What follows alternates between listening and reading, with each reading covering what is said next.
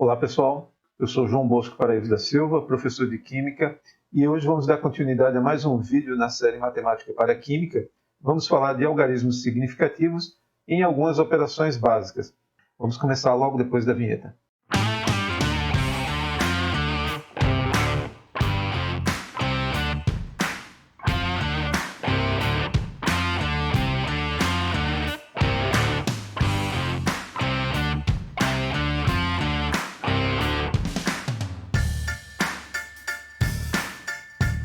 Bem, neste vídeo vamos falar sobre como tratar algarismos significativos em algumas operações matemáticas.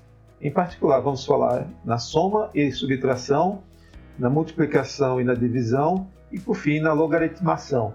Em todos os casos, a partir de exemplos práticos. Bem, inicialmente vamos apresentar alguns conceitos fundamentais que vamos precisar utilizar. O primeiro deles é saber o que é uma casa decimal, casas decimais. São a quantidade de números após a vírgula.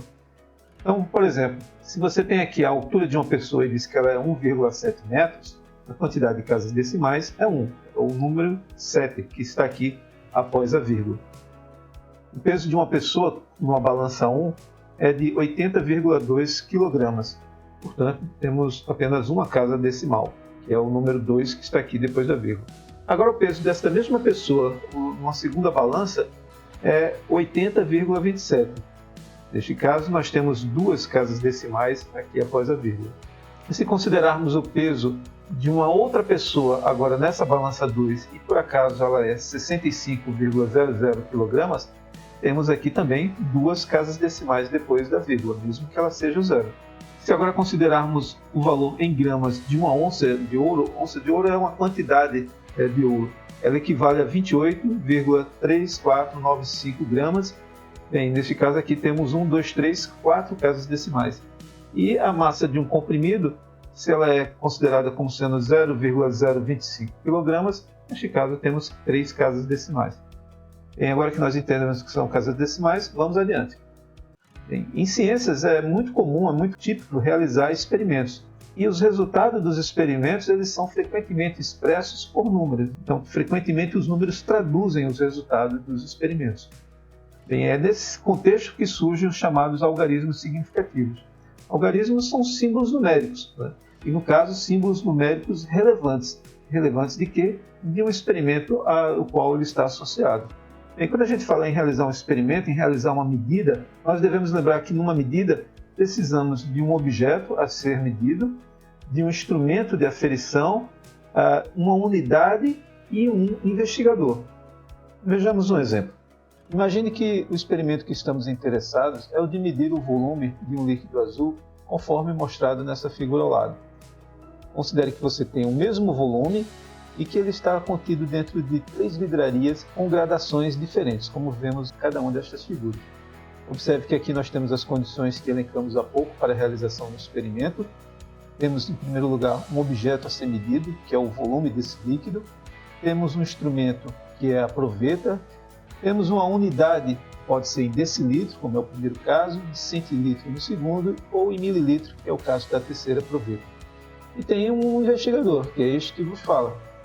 Imagine agora que montemos uma tabela com os resultados de cada uma dessas medidas.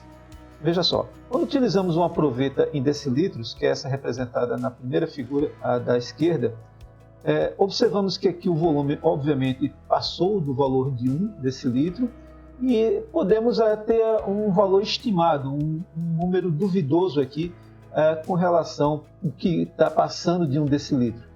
Veja que se nós considerarmos aqui mais ou menos a metade, né, e dividirmos esta metade em 5 partes, então esta quantidade que está passando de 1 decilitro pode ser considerado como 0,1 do valor desta unidade.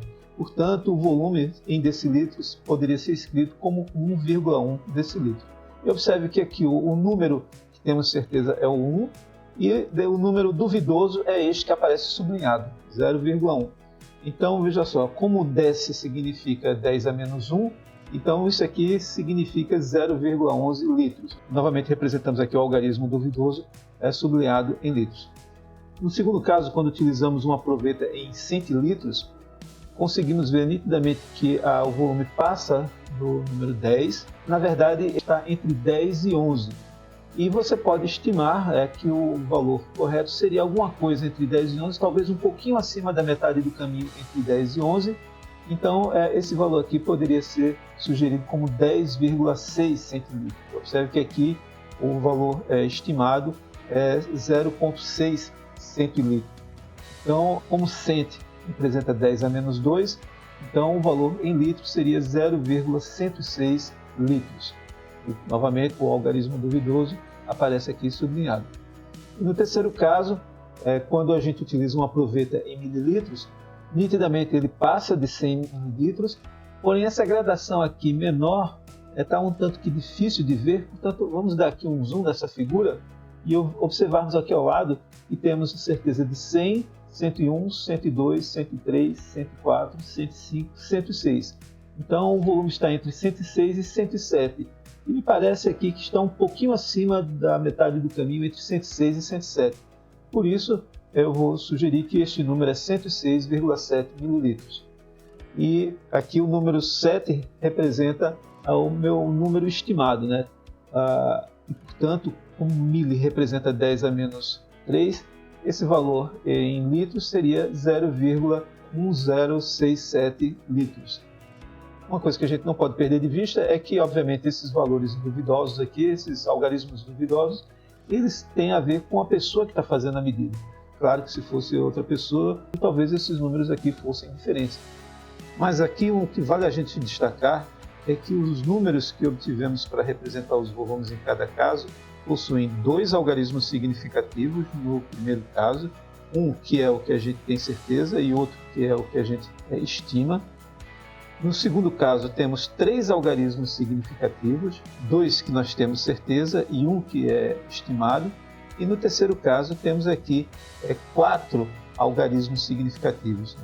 Três que nós temos certeza e um que foi estimado. Portanto, o número de algarismos significativos é 2, 3 e 4 nestes três casos. Ok, pessoal? Deu para entender como a gente expressa o número de algarismos significativos na medida? Coloque aqui nos comentários se você conseguiu compreender direitinho. Então vamos lá, pessoal. Vamos dar continuidade vendo os exemplos que demos anteriormente, quando falamos de casas decimais. E vamos agora utilizar esse exemplo para determinar o número de algarismos significativos, que vai ser aqui abreviado por AS. Ok? Então, a partir de agora, como vocês verem por aí nos slides AS, entendam que isso aqui é algarismo significativo. A altura de uma pessoa, 1,7 metros. Então nós temos dois algarismos significativos, o 1 e o 7. O peso de uma pessoa na balança 1, 80,2 gramas, 3 algarismos significativos. O peso da mesma pessoa agora na balança 2, 80,27, são 4 algarismos significativos. O peso de uma outra pessoa nessa mesma balança, aqui também são 4 algarismos significativos. O 0 aqui à direita, depois da vírgula, se ele foi registrado como 00, é porque ele é significativo também. Então são ao todo 4 algarismos significativos. O valor em gramas de uma onça de ouro, 28,3495, aqui temos 6 algarismos significativos.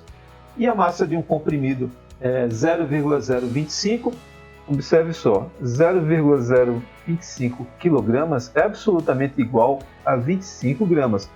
Agora fica bem claro que neste caso nós temos dois algarismos significativos. Mas uma forma talvez mais simples e genérica de chegarmos à conclusão do número de algarismos significativos é escrever esses números na forma de notação científica. Se você não está lembrado sobre o que é notação científica, sugiro que você assista ao vídeo sobre isto, que a gente vai colocar aqui no card. E, portanto, os números são, no primeiro caso, 1,7 vezes 10 a 0.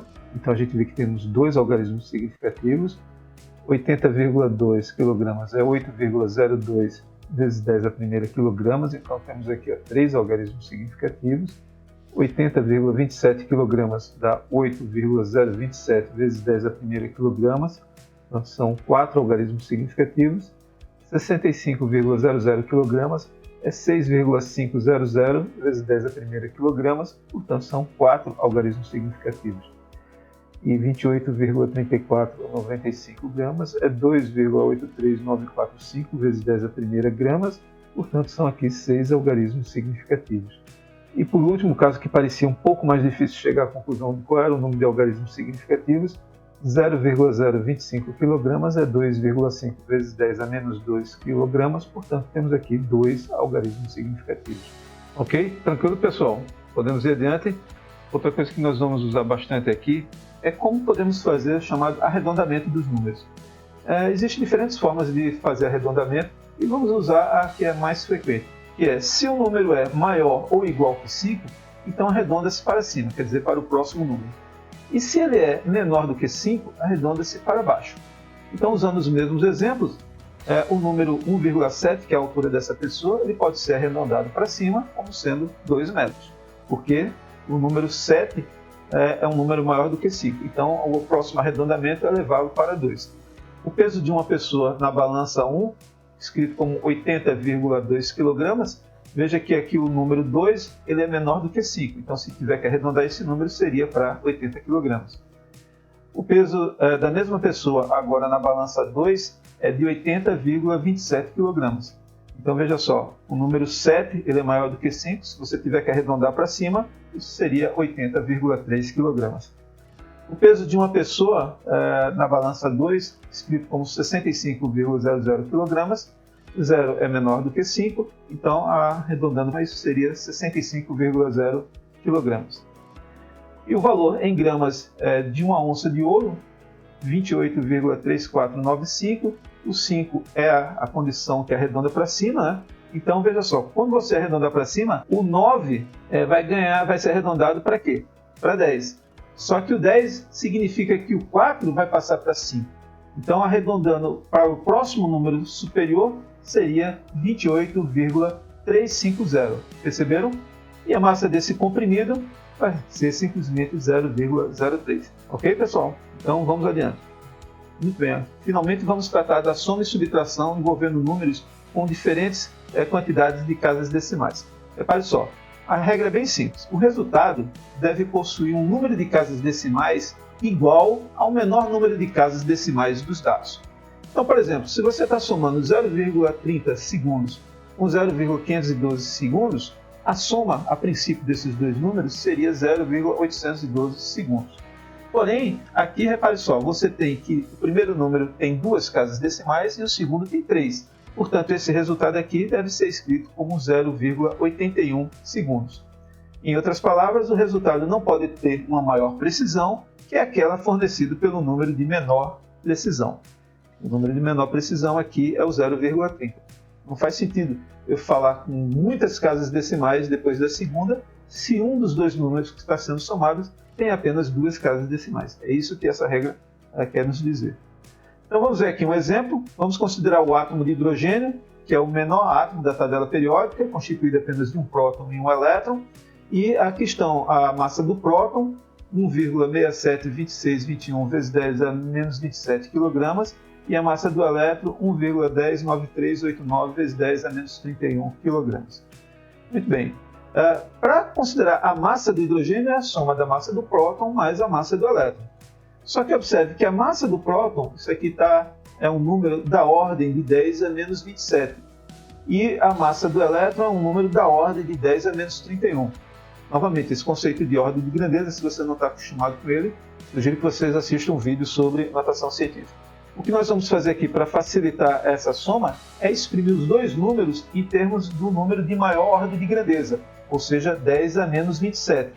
Então vamos transformar este número aqui embaixo, a massa do elétron, e escrevê-la em termos de número da ordem de 10 a menos 27 kg. Como é que vamos fazer isso? Vamos pegar esse número e vamos multiplicar por essa fração. Observe que essa fração aqui, 10 a quarta dividido por 10 a quarta, vale 1. Então, 1 vezes esse número é o próprio valor original. Muito bem, por que fizemos isso aqui? Porque 10 elevado à quarta, isso aqui eu posso reescrever como sendo 10 elevado a menos 4. Então, repetimos o primeiro número, 9,109389.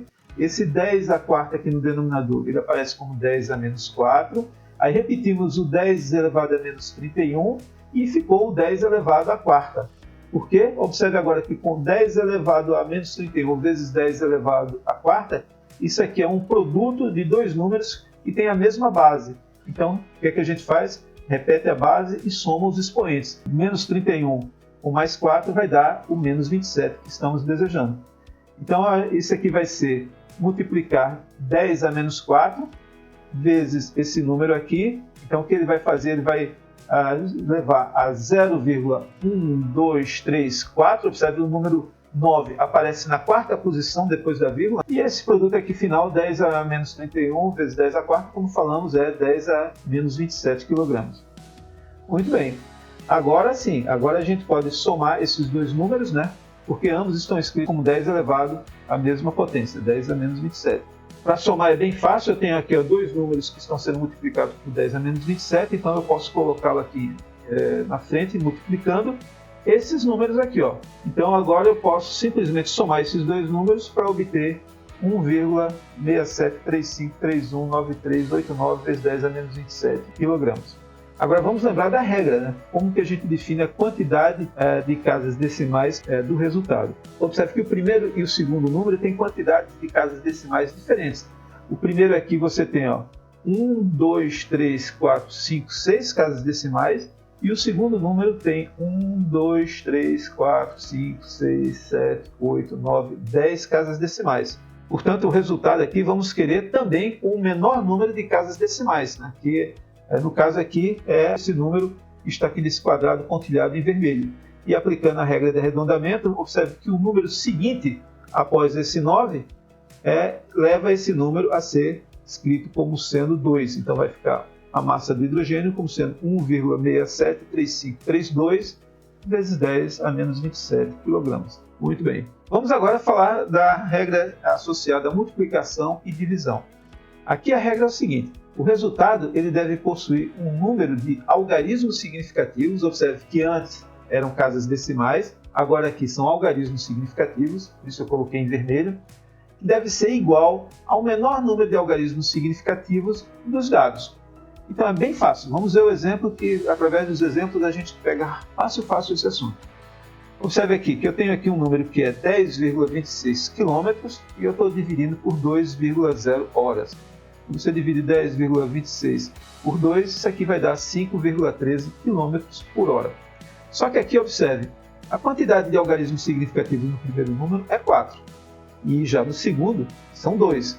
E a regra diz que a quantidade de algarismos significativos aqui no resultado, ela deve ser igual ao menor número de algarismos significativos dos dados utilizados. E o menor é 2. Por isso, esse número aqui vai ser escrito como sendo um número com apenas 2 algarismos significativos, ou apenas 5,1 km por hora. Tranquilo?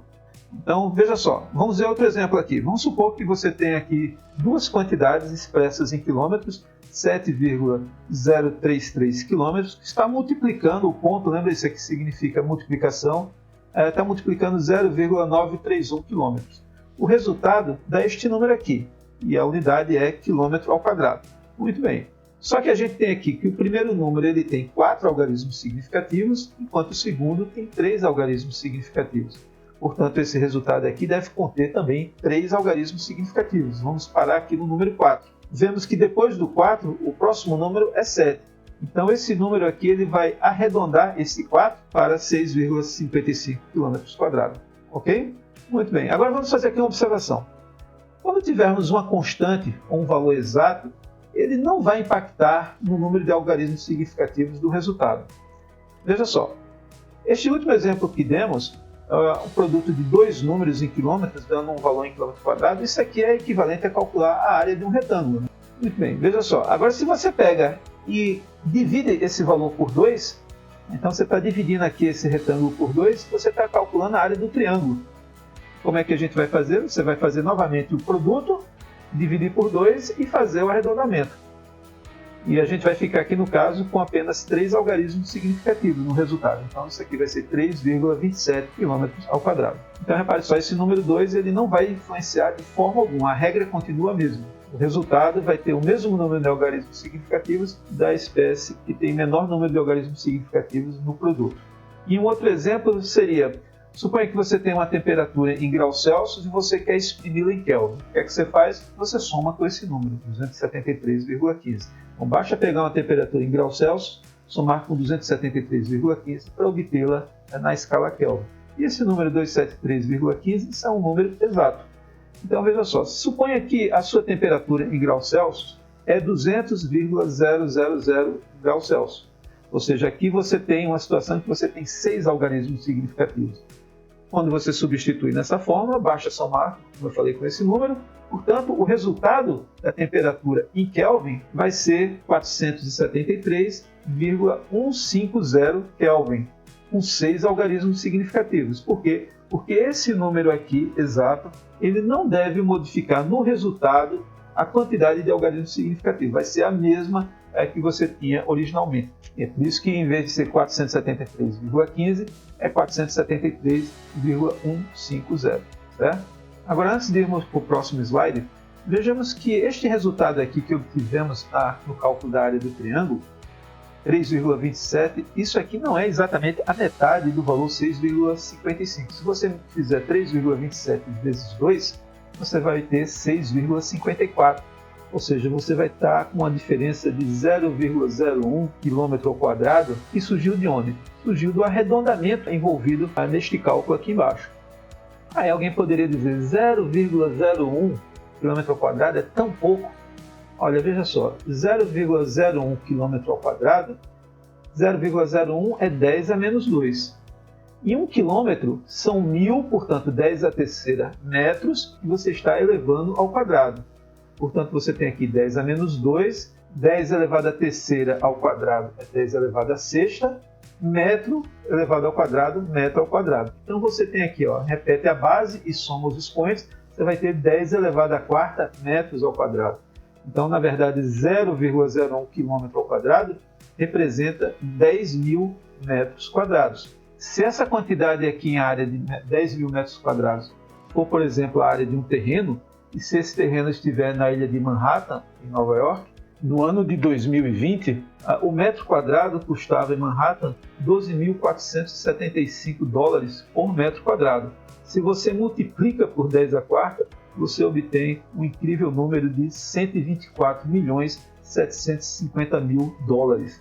Ou seja, dependendo do tipo de aplicação que você está fazendo, pequenas diferenças envolvidas em arredondamentos podem levar a resultados muito significativos. Vamos agora fazer mais um exemplo, agora para o cálculo da concentração molar de uma solução de hidróxido de sódio. E as informações são que a massa é 1,19 gramas de hidróxido de sódio, o volume é de 100 ml da solução e a massa molar do hidróxido de sódio é 39,9971 gramas por mol. Bem, a gente sabe que o conceito de concentração molar é o número de molas dividido pelo volume da solução expresso em litros, e o número de molas, por sua vez, é a massa dividido pela massa molar. Então, aqui repetindo novamente o volume, vamos ficar com a massa dividido pelo produto da massa molar vezes o volume. Então, agora substituindo essas informações nesta equação, e lembrando de expressar o volume de 100 ml em litros, então vamos ter aqui no numerador 1,19 gramas, no denominador 39,9971 gramas por mol, vezes 100 em mililitros vai ser 10 a menos 3 litros. Muito bem, fazendo esta conta, isso aqui dá 0,29752157 mol por litro. Mas observe que agora vamos utilizar a regra de que quantidades envolvidas nessa fração, aqui tem um menor número de algarismos significativos, é a massa, 1,19. Portanto, o resultado aqui deverá aparecer 0,297, é aqui no 7 com 3 algarismos significativos, e vamos arredondar em cima desse número. Como o número seguinte é 5, vamos usar a regra que esse número 7 deve ser arredondado para 8. Portanto, o resultado vai ser 0,298 mols por litro. Muito bem, vamos ver agora outro exemplo, que é o cálculo da energia envolvida na primeira transição eletrônica no átomo de hidrogênio. Então, veja só, temos aqui o hidrogênio, a estrutura de níveis de energia está representada nessa figura acima dele. Ele está inicialmente aqui no estado fundamental, ou seja, no estado de menor energia. Repare que aqui é o zero, né? Então esses números que estão aqui abaixo têm valores menores, e quanto mais negativo, mais estável é o sistema. Portanto, a condição de energia mais estável é quando ele estiver no estado chamado N igual a 1. Bem, para ele ir para a sua primeira transição eletrônica, significa que ele precisa absorver energia através, por exemplo, de um fóton, para levá-lo para o valor de N igual a 2. Isso significa que, ao absorver um fóton, ele agora vai estar num estado excitado, é o que representa aqui esse asterisco. Bem, como a energia de cada um desses estados aqui, do n igual a 1 ou n igual a 2, ele pode ser obtido através dessa expressão, que a energia vai ser esta constante aqui, ó, dada em joule, né, vezes z ao quadrado sobre n ao quadrado. Z é o número atômico, o hidrogênio vale 1. E n são justamente esses valores aqui, ó, do estado inicial, e depois n vai ser igual a 2, do estado final. Bem, a energia do fóton, para poder promover essa transição, ela vai ser a diferença de energia entre o estado final e o valor da energia do estado inicial. Utilizando esta expressão aqui para o primeiro e o segundo termo, apenas usando no lugar de n o valor 2 ou 1, vamos obter que a energia do fóton vai ser, ó, observe só, para o primeiro termo, está aqui, ó, toda a expressão, o valor de Z do hidrogênio, que é 1 elevado ao quadrado, dividido pelo valor de n igual a 2, está aqui, né? O valor 2 elevado ao quadrado. O sinal de menos, e agora novamente a mesma expressão da energia, agora para n igual a 1. Então está aqui, ó, no denominador 1 elevado ao quadrado. Muito bem, se pegarmos agora esse número aqui, ó, que aparece tanto no primeiro como no segundo termo, esse número escrito aqui em termos de notação científica, vamos isolá-lo aqui, ó, colocá-lo 2,17 vezes 10 a menos 18 joules, e repare só, no segundo termo eu tenho menos com menos, vai dar mais, e aqui essa fração é 1 ao quadrado dividido por 1 ao quadrado é 1, então é esse número 1 que aparece aqui, ó. Em seguida vem esse sinal menos, que é referente a esse primeiro termo da linha de cima. Menos 1 sobre 2 ao quadrado, que é 4. Menos 1 quarto. Ok. Fazendo essa conta aqui que está entre colchetes, isso aqui vai ser 4 menos 1 dividido por 4. Então isso aqui vai ser 3 quartos que multiplica este valor aqui. Então temos aqui novamente aquela situação da regra anterior. E quando temos um número, uma constante, multiplicando aqui um número, né, é muito fácil. O resultado vai ser simplesmente 3 vezes 2,17 dividido por 4 vezes 10 a menos 18, o resultado seria este valor, 1,6275 vezes 10 a menos 18 joules. Mas aí lembrando que, repare só, o número de algarismos significativos que temos aqui, 2,17, são 3 algarismos significativos. Então isso indica que temos para aqui, ó, no primeiro, segundo, no terceiro algarismo significativo, né, que é o 2. Logo depois do 2, nós temos um 7. Portanto, esse número aqui deve ser arredondado para 1,63 vezes 10 a menos 18 joules. E agora, por fim, vamos falar do procedimento de logaritmação.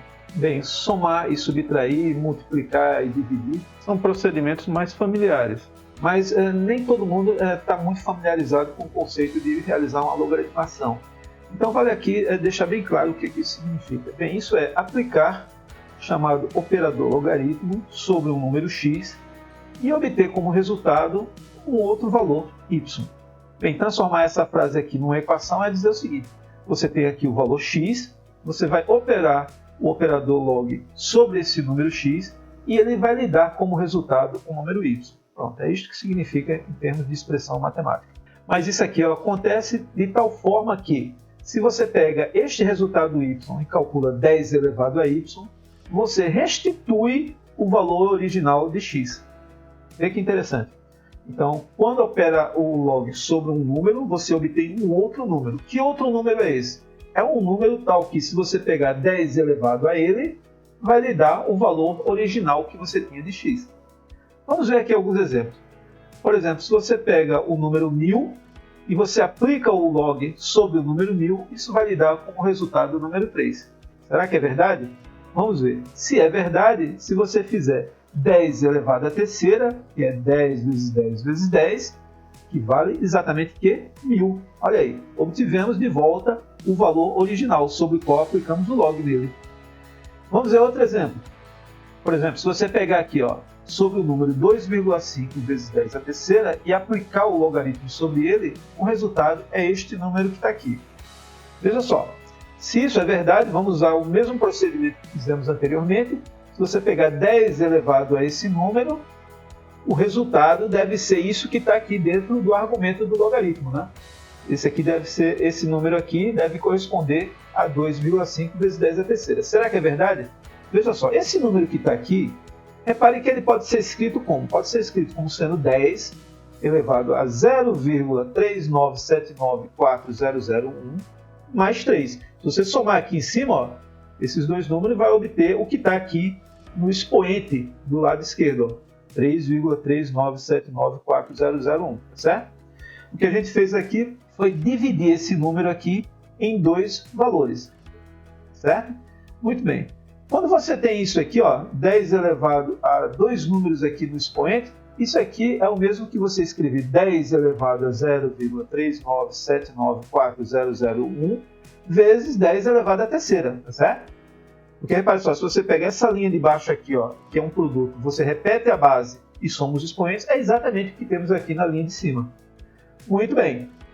Então veja só, esse resultado aqui, ó, nós estamos dizendo que ele vale exatamente isso que está aqui entre parênteses. Olha, a gente já tem aqui ó, os 10 à terceira, que aparece aqui, ó, 10 à terceira. Então o que é que significa 10 elevado a 0,3979401 deve valer 2,5, de fato. E aí veja só, preste atenção, esse número aqui, olha, esse número que é o valor do logaritmo, vamos separá-lo em duas quantidades. Uma que a gente está chamando aqui em azul, que é a chamada característica do logaritmo, e essa outra que aparece aqui depois da vírgula, que é a chamada mantissa do logaritmo. Olha só, quando você pegou esse valor aqui do logaritmo e colocou ele aqui no expoente da base 10, o que é que aconteceu? Essa parte aqui da característica, ele gerou esse número 10 elevado a essa potência 3. Então, esse número que aparece aqui é exatamente a característica do logaritmo. E esse número 2,5 surgiu da onde? Surgiu justamente quando você pegou o número 10 e elevou a este valor aqui da mantissa, 0,3979401. Então, veja só. Se esse número aqui, ó, que é o que a gente está querendo aplicar o log sobre ele possui apenas dois algarismos significativos, então isso significa que a mantissa aqui deste número do logaritmo deve conter o mesmo número de algarismos significativos do número que está sendo operado. Então veja só, a regra é essa, ó. A regra da logaritmação é, ao operar o logaritmo sobre um número, o resultado deve possuir um número de algarismos significativos na mantissa igual ao da medida que está sendo operada. Ou seja, a medida que está sendo operada é este número, que tem dois algarismos significativos, logo o resultado do logaritmo na mantissa deve ter também dois algarismos significativos. Então o número deve parar aqui na segunda casa decimal. Ora, esse número aqui, seguido a ele, vem o 7. Então esse 7 vai fazer com que o 9 se transforme em 10, e o 10 significa que o 3 deve ser expresso como 4. Então isso aqui vai dar 3,40. Esse é o valor que deve ser expresso o logaritmo de 2,5 vezes 10 à terceira. Bom, vamos ver isso agora aplicado para uma situação muito relevante e importante química, que é a determinação do pH de uma solução. O problema diz assim: considere que na dissociação de um ácido, a concentração molar dos íons H+, no equilíbrio, vale 1,45 vezes 10 a menos 3 mol por litro. Calcule o pH desta solução. A informação básica a gente já tem, que é a concentração dos íons H+, e vamos precisar partir da definição de pH. Bem, pH é, por definição, menos o log da chamada atividade dos íons H+, que, numa situação muito particular, se pudermos considerar que a solução é diluída, então, neste caso, vamos poder aproximar o pH como sendo aproximadamente igual a menos o log da concentração dos íons H+. E aí fica muito fácil, é só substituir este número. Fazendo isso, temos que o pH vai ser menos o log de 1,45 vezes 10 a menos 3. Temos este sinal menos, e este valor negativo que está entre parênteses é o log deste número. Muito bem, então o resultado é que o pH vai ser 2,838632. Porém, lembrando que a quantidade que está sendo operada possui 3 algarismos significativos, então significa que devemos ter aqui na mantissa apenas 3 dígitos. Portanto, vamos aqui parar no número 8 e, observando que o número 6 que vem depois dele é maior do que 5, podemos arredondar isso para 2,839. Então é dessa forma que devemos expressar o pH dessa solução que tem esta concentração. Bem, pessoal, portanto, por hoje é isso. Espero que vocês tenham gostado e a gente se encontra na próxima videoaula. Um forte abraço a todos.